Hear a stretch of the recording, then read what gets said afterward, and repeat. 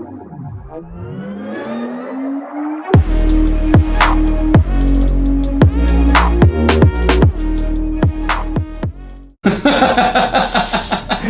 and welcome to Sea Friendly Reef and to a new episode together with Tobi, because we have already seen this tank, but today we want to have the whole tour. Tobi has got some new animals inside, so we can see some very interesting species today. Yes, of course, there's lots of new stuff in there. Nice, so we are going to have a look.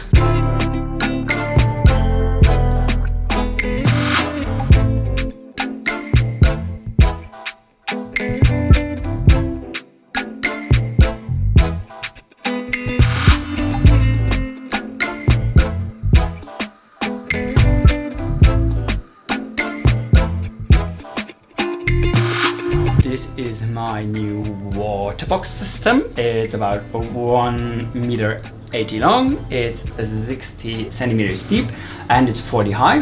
It's pretty shallow because I just wanted to have some garden eels which live in the corner. Sorry, which live in the corner over there. They have a deep sand bed, and also for my mangroves I needed some more sand so I can root in there and have just some substrate that I just find some hold so that they don't float around. Does it work? Because I see that often in the comments that people are asking what this is for a kind of plant. So mangroves normally grow always in salt water? No. A mangrove tree usually lives in brackish water, and they actually do grow better in fresh water and in brackish water.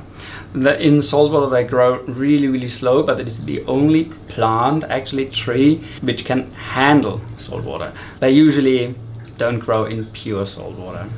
That's why you find them always on the edge of a reef or next to the land, and they're actually quite a good barrier as well. When there is some storm coming in, they protect the land basically from what's coming from the ocean. Yeah, it's pretty funny because most of my fish actually like that corner the most. Even my fungi, they live over here during the day, but at night they just go there for sleeping. Crazy. And everybody else, like my mandarins, they don't go further than here where she's right now. That's about it. They always live around those mangrove trees.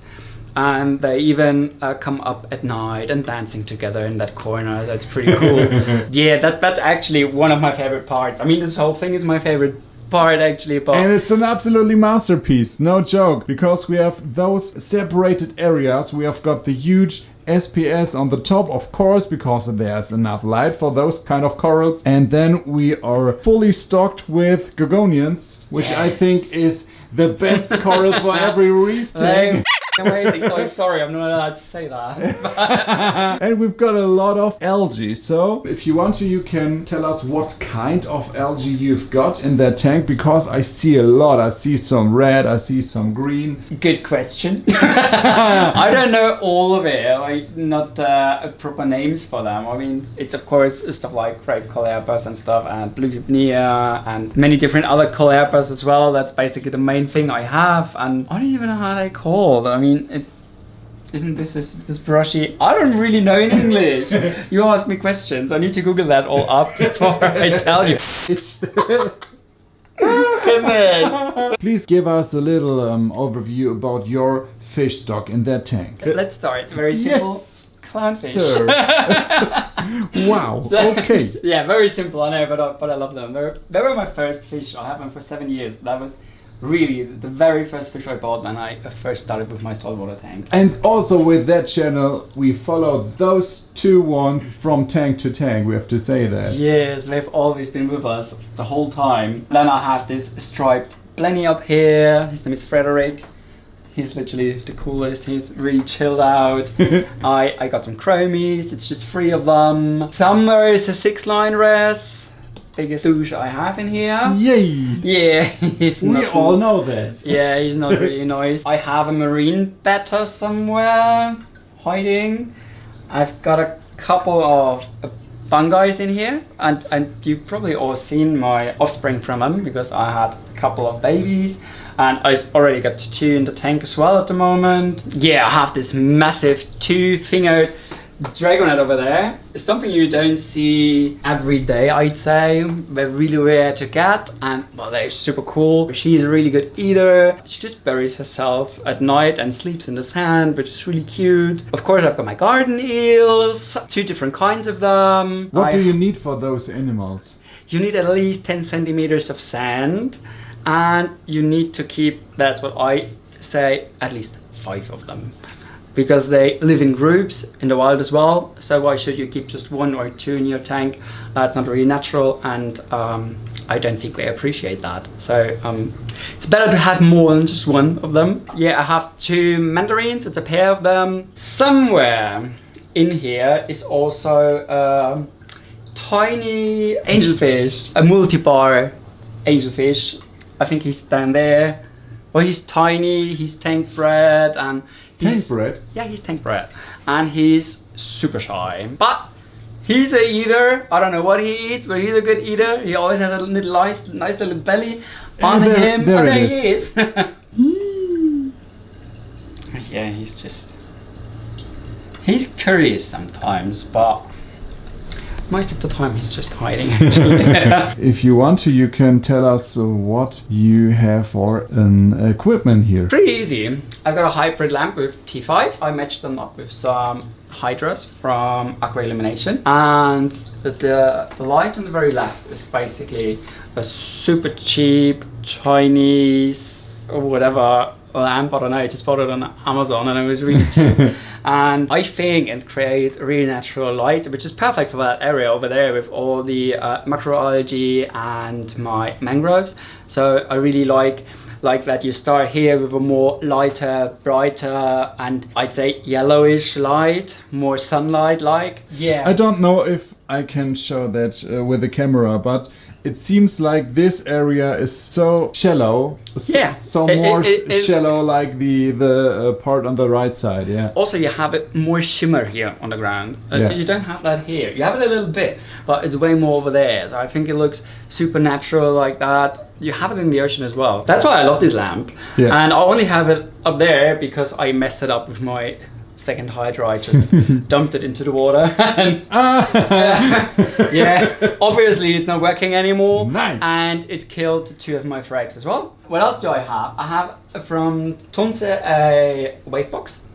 Best thing ever, because it creates this nice wave and keeps my gorgonians swinging from one side to the other, and you just can move every little inch in there. Like, the water moves really under the rocks, it's everywhere, and that's just brilliant. I love it. It's the best thing ever.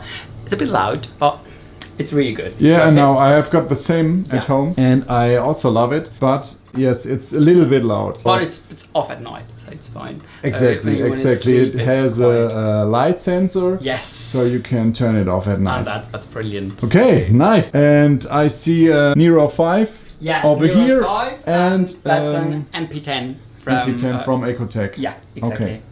And of course, I've got a skimmer. It's just it's a blue marine. As you can see, it's packed with algae. I need to give that away at some point because it's slowly filling the sump up. So bad. What are you normally feeding to your corals and your fish, and how often?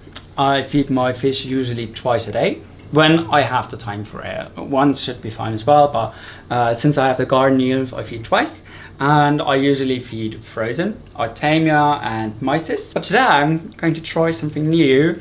That's basically Artemia, and it's not frozen. You can just use it straight away. We can feed my corals later on as well.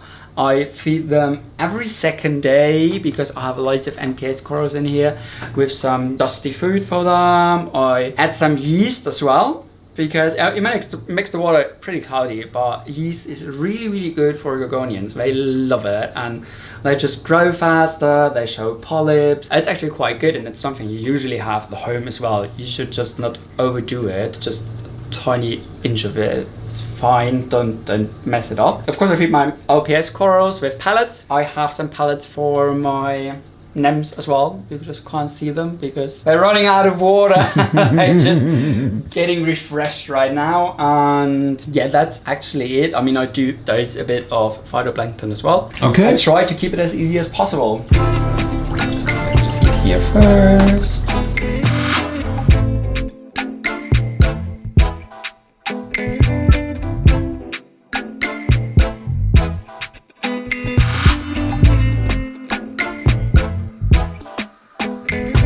Some plankton. We have got a beautiful message because I mean you've got some small little babies from you're your talking about that. clownfish. Yes, clownfish Yes. babies. I mean, you can. When you're lucky, you might see the eggs in there as well. We're gonna try. Wait a minute. There should be some. Yeah. But we will look at the last hatchlings because they already look like baby clownfish. Okay. Do you need more light? We need more light. Zack, okay. On the floor! We have got a 1 liter reef tank in your kitchen here. It's not a reef tank, it's just a saltwater aquarium with a small LED, with a heater and some air pumps. It's basically pasta water. It's just bubbly, salty water. And yes, it's very simple. It's just a light, it's a bubble maker and a heater. And in there you see my baby clownfishies. How old are they? Around 10, 11 days, something like that. And you can already see the markings showing up. They start cuddling with the silicone and with some other plastic things in there. They kind of love it, I don't know why. They're healthy eaters. And I'm super excited to see that it will go and how much of them actually are gonna be fully grown clownfish in the end. Yeah, they have got the first stripes on it, isn't it? Yes, it's super cute. Now they look like little Nemo. Yes. They're amazing. They're really cute. Even when I clean the tank, they come and just cuddle with my hand, and you need to be really careful because then they come over, you just smash them if you don't look out for them. What's the recipe behind that tank? Just leave it as it is now. You basically you need to feed 3 times a day. Wow. And you need to do a water change every single day, which should be around 50%. It is quite a lot of work, but home office, I've got the time to feed them 3 times a day. Yeah, some of them are pretty weird, to be honest. Like this one is just falling down. It looks like it's dead, but it's not. Fingers crossed all of them will make it. I mean, there is always some loss at the beginning. I nearly lost half of what I actually had, what hatched. Oh, okay. I'm pretty happy that there's still so many left. Guys, as always, thanks a lot for watching this video. Make sure to subscribe to this channel and check out Tobi's Instagram account. See you next week again with some new awesome reef tank stuff here on the Sea Friendly Reef channel, and have a nice weekend.